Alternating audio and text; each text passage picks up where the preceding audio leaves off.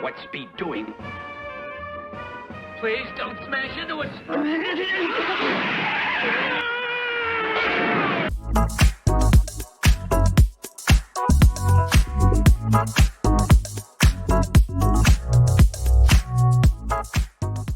Hello, and Hero here, something of a virtual YouTuber myself.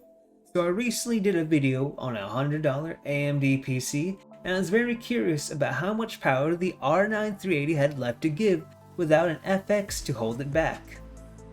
You can check that video up there in the corner. Let's start with the basics. The R9 380 was launched on June 18th, 2015 with a launch price of $200. Having to compete with Nvidia's GTX 960. It features 1,792 shading units and 112 texture units, and AMD has paired this with 2 or 4 gigs of DDR5 memory.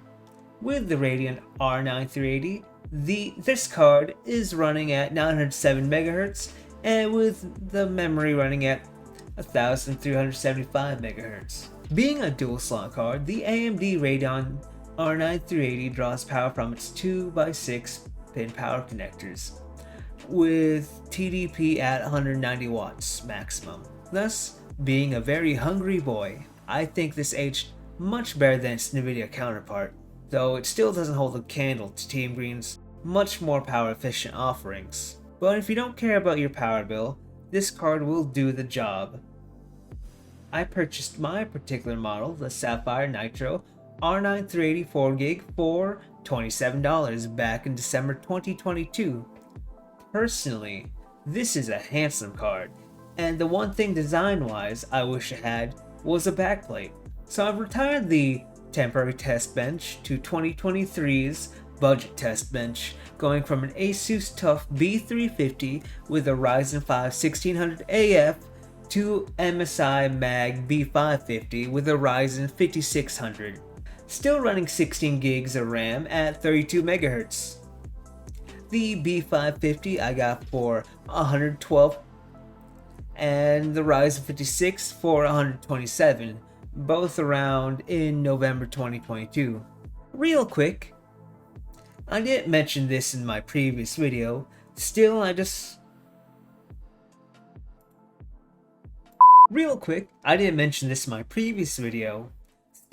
am just running AMD legacy drivers, as the average person wouldn't go for the modern drivers.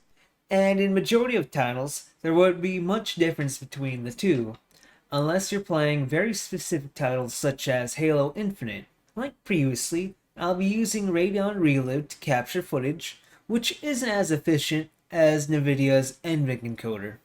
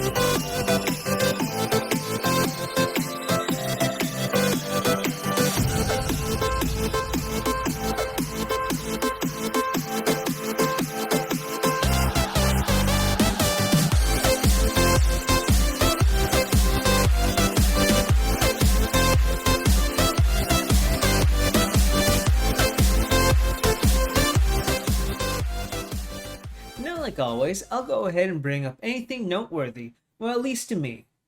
For Fortnite, instead of performance mode, I decided to bench it at medium with no AA, just to push the card, and if 50 average isn't playable for the most hardcore Fortnite player, I think it's fine for a much more casual player, and you could probably lower some other things, or even resolution to bump up that average.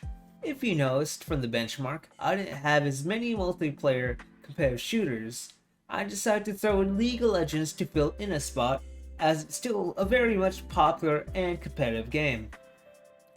Even if this video wasn't meant to be a direct comparison to my previous video, I still went ahead and pushed the settings to the Ultra preset, but low will get you to or at least near that 60 FPS average for Far Cry 5.